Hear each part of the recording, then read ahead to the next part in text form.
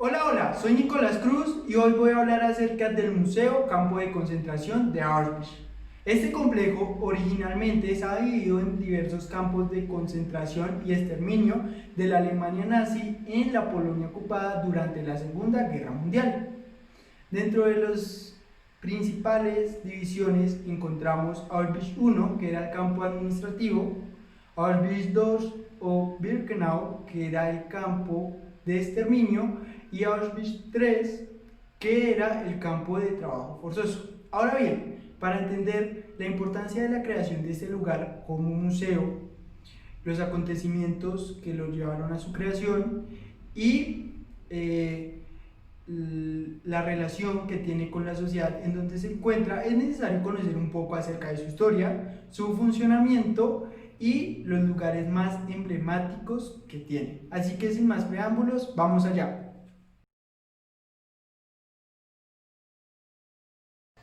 A partir de 1940, la Alemania nazi construyó varios campos de concentración y un campo de exterminio en Auschwitz, que al igual que el resto de los campos de concentración, eran administrados por las SS, bajo el mando de Henry Himmler, y inicialmente fue comandado por Rudolf Höss hasta el verano de 1943, año en el que fue reemplazado por Arthur Liebenhenschel y Richard Berg. Ahora bien, Auschwitz es una población polaca en la confluencia de los ríos Vistula y Sola, en la Alta Silesia. Esta región había sido cedida a Polonia en el Tratado de Versalles, pero en 1939, después de la invasión alemana de Polonia, la Alta Silesia fue anexada al Reich, pero al estar muy industrializada no era adecuado para la germinación por colonos granjeros, prevista por las autoridades nazis para los nuevos territorios. En consecuencia, Auschwitz fue concebido como un campo de tránsito para someter a la población polaca que debía ser utilizada como mano de obra. No obstante, para entender mejor la historia de este lugar, debemos centrarnos en un primer momento en Auschwitz I, que fue el centro administrativo de este complejo, o mejor llamada fábrica de muerte.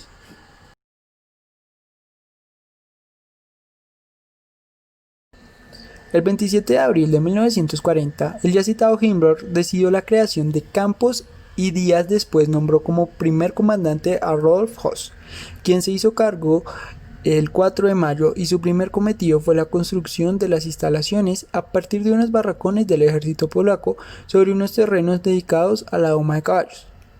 Los primeros internos de Auschwitz fueron 30 criminales alemanes, cuya finalidad era convertirse en los primeros capos del recinto. ¿Quiénes eran los capos? Los capos eran aquellos prisioneros encargados de la supervisión de los demás prisioneros. En otras palabras, se podrían decir que eran las manos derecha de los soldados de las SS, pero esto no quiere decir que tuvieran privilegios mayores. Volviendo al tema, además de esos 30 criminales, 728 prisioneros políticos polacos llegaron el 14 de junio desde Torma. Al principio, este campo fue utilizado para internar a miembros de la resistencia e intelectuales polacos. Después, llevaron a prisioneros de guerra soviéticos, testigos de Jehová, presos comunes alemanes, antisociales y homosexuales. Asimismo, desde el primer momento llegaron prisioneros judíos. Por otra parte, el campo albergaba entre 13.000 y 16.000 prisioneros, cifra que llegó a 20.000 en 1942. Todos los prisioneros realizaban trabajos como trabajar en canteras y trabajar en las posteriores construcciones de las demás divisiones de este campo, como Auschwitz II. Pero de eso vamos a hablar más adelante. Los prisioneros trabajaban todos los días y el domingo se reservaba para la limpieza y las duchas, excepto los que trabajaban en las fábricas de armas. Asimismo, es necesario resaltar que las durísimas condiciones unidas a la desnutrición y poca higiene hacía que la tasa de mortandad fuera muy alta. Por último, cabe resaltar que Auschwitz I tenía algo muy particular, algo que fue ordenado crear por Rudolf Höss en un acto cargado de desprecio y sarcasmo, y era el cartel que colgaba en su entrada con el lema "El trabajo libera", creado por las SS, y era para recibir a los deportados. Algo, la verdad, muy triste y, como ya lo dijimos, con mucho sarcasmo, porque como la mayor parte de nosotros sabemos, es que los que entraban a ese campo no volvían a salir. Muchos de los que entraron no volvieron a salir. Otros muchos que entraron desde el primer momento ya estaban destinados a morir, y eso lo vamos a ver más adelante cuando escuchemos o cuando se narre cómo se dividían las personas entre los actos y los que no eran actos, y cómo esos actos los iban de una vez a asesinar. Entonces, a continuación vamos a ver los lugares más importantes o que causan mayor interés de Auschwitz I, y posteriormente vamos a narrar un poco de la historia de Auschwitz II.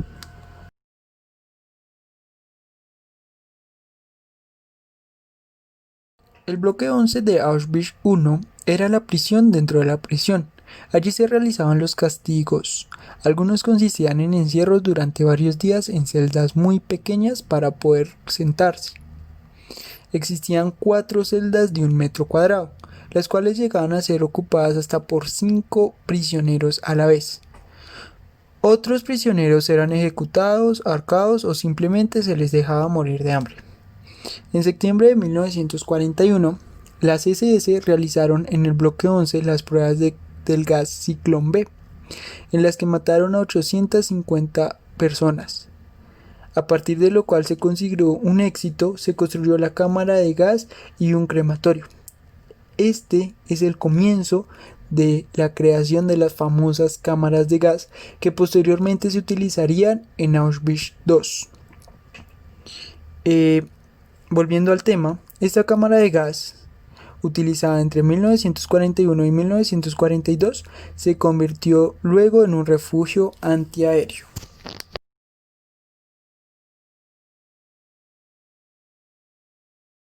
El bloque 10, al igual que cada rincón, cada espacio de Auschwitz, fue testigo de violentos hechos en contra de las vidas humanas.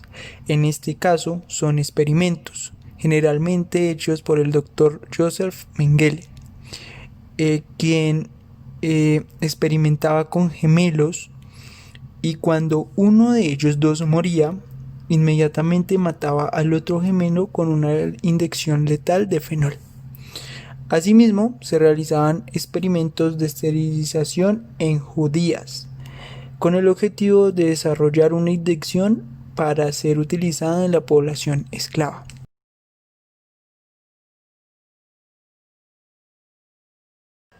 Este campo está ubicado en Birkenau. Por esta razón también recibe este nombre. A unos 3 kilómetros de Auschwitz I, la construcción se inició en 1941 como parte de la solución final. Por esta razón, su objetivo principal no es mantener prisioneros para trabajar, sino su exterminio. Para cumplir con este objetivo, se equipó el campo con 4 crematorios con cámaras de gas. Cada cámara de gas podía recibir hasta 2.500 prisioneros por turno. La mayoría de prisioneros llegaban en tren después de un terrible viaje en vagones de carga o vagones que transportaban animales, durante días sin comer y sin agua. Algunos de ellos llegaban muertos. Después de desembarcar, eran seleccionados por algunos oficiales de las SS y por un médico. En algunos casos era el ya citado Dr. Joseph Mengele, quien, como ya lo dijimos, determinaba quién estaba apto para trabajar y quién no. Generalmente los que estaban aptos para trabajar pasaban a un periodo de cuarentena y se les asignaba una tarea o se les enviaba a campos de trabajo anexos. Mientras que los seleccionados para el exterminio eran trasladados a las cámaras de gas. Para ello, los soldados de las SS utilizaban el pretexto de que iban a recibir un baño y iban a ser desinfectados. Algunas de las cámaras de gas eran subterráneas y antes de llegar a la cámara como tal había una sala para desvestirse. En ese lugar los oficiales y soldados de las SS ordenaban a todos los prisioneros que se desvirtieran en 10 minutos. Posteriormente los hacían entrar a las cámaras, sellaban las cámaras y por medio de algunos orificios en el techo introducían las piedritas del ciclón B, que al entrar en contacto con el aire se vuelve un gas tóxico. Después se esperaba 25 minutos y se observaba por una mirilla la ausencia de actividad. Posteriormente se procedía a evacuar y a ventilar el recinto. Se retiraban los cuerpos para una revisión final hecha por los Sonderkommando, unos prisioneros seleccionados para esta actividad. ¿Y qué hacían? Principalmente retiraban los dientes de oro y en algunos casos algunos prisioneros metían objetos de valor en sus orificios. Entonces ellos inspeccionaban. Asimismo, es necesario resaltar que les cortaban el pelo. ¿Y qué hacían con ese pelo? Es algo muy triste y desgarrador escuchar que con ese pelo era llevado para la industria textil y se fabricaba ropa. En el museo de Auschwitz, en algunos pabellones se encuentran todas las cantidades de pelo, pero también existen otros pabellones con prótesis, zapatos, maletas, los empaques donde se empacaba el gas. Y la verdad, ver las imágenes de esto es muy triste. Bueno, continuamos con el relato. Ya después de que los Sonderkommandos inspeccionaban los cuerpos, los llevaban a los hornos crematorios, donde pues ya era el último destino de los prisioneros. En algunos casos de la historia de Auschwitz, los hornos no dieron abasto. Por ello, los soldados y oficiales de las SS tomaron la decisión de hacer fosas comunes para enterrarlos o cremarlos a la intemperie. De Auschwitz II o Birkenau no voy a mostrar sitios o lugares conmemorativos porque generalmente este campo era utilizado para el exterminio. Entonces lo más representativo del campo son las cámaras de gas, pero estas fueron destruidas por los soldados para borrar cualquier tipo de prueba que mostrara las atrocidades que se cometían en ese lugar. Entonces, a continuación vamos a contar un pequeño relato de Auschwitz III y vamos a finalizar dando nuestra opinión de por qué este museo es tan importante para la memoria histórica.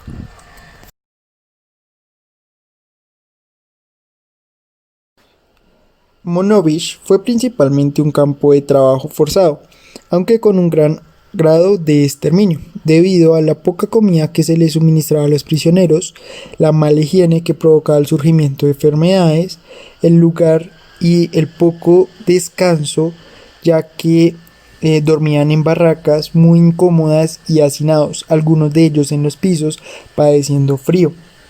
Asimismo, los soldados de las SS maltrataban a los prisioneros. Y aquí es necesario aclarar que muchos de los prisioneros se suicidaron en las cercas eléctricas. Monowitz inició sus operaciones en mayo de 1942, siendo el más grande e importante de los campos subalternos de trabajo en el complejo de Auschwitz.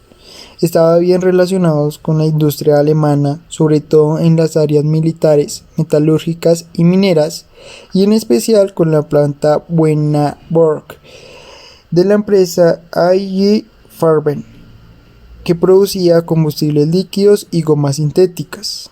Asimismo, a intervalos regulares, se hacían revisiones sanitarias por parte del personal médico de Auschwitz II, con el fin de enviar enfermos y débiles a las cámaras de gas de Birkenau. Aquí es necesario aclarar algo que no les comenté durante el recorrido a las cámaras de gas de Birkenau, y es que generalmente las personas seleccionadas al exterminio eran enfermos, débiles, ancianos, niños, discapacitados físicos y mentales, y todo aquel que no pudiera trabajar.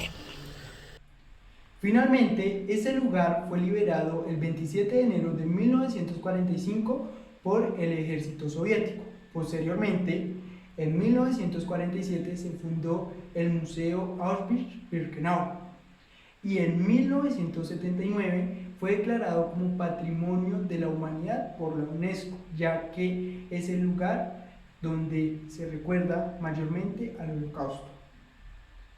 Por otra parte, este lugar es muy importante para la memoria histórica de la humanidad, ya que como vimos en los anteriores minutos del video, se muestran todos los horrores que una guerra puede causar.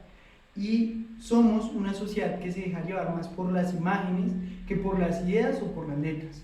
Entonces, con el simple hecho de que este museo exista, ya todos los jóvenes y las futuras generaciones, así como las que le siguieron después del Holocausto, entendimos los horrores que se vivieron en ese lugar y comprendimos que eso nunca más se puede volver a repetir. Esa es la importancia de la memoria histórica, recordar los errores del pasado para corregirlos y no volverlos a repetir.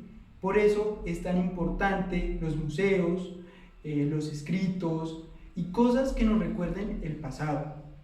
Ahora bien, para poner un contexto de mi país, necesitamos más museos que nos recuerden la guerra que vivimos más de 50 años para entender cuáles fueron sus orígenes, comprenderlos, no volverlos a corregir y buscar un mejor futuro de progreso. Al igual a nivel mundial, cada museo, cada lugar que nos recuerde historia, que nos recuerde una guerra, que nos recuerde los orígenes de esa guerra, es necesario. Por ejemplo, los esclavos, también hay diferentes museos alrededor del mundo y esto tampoco se puede repetir, tampoco se puede intentar dominar a una raza inferior o creer que existen razas inferiores o personas diferentes. Todos somos iguales y la diversidad nos enriquece. Muchas gracias, espero que le haya gustado. Hasta luego.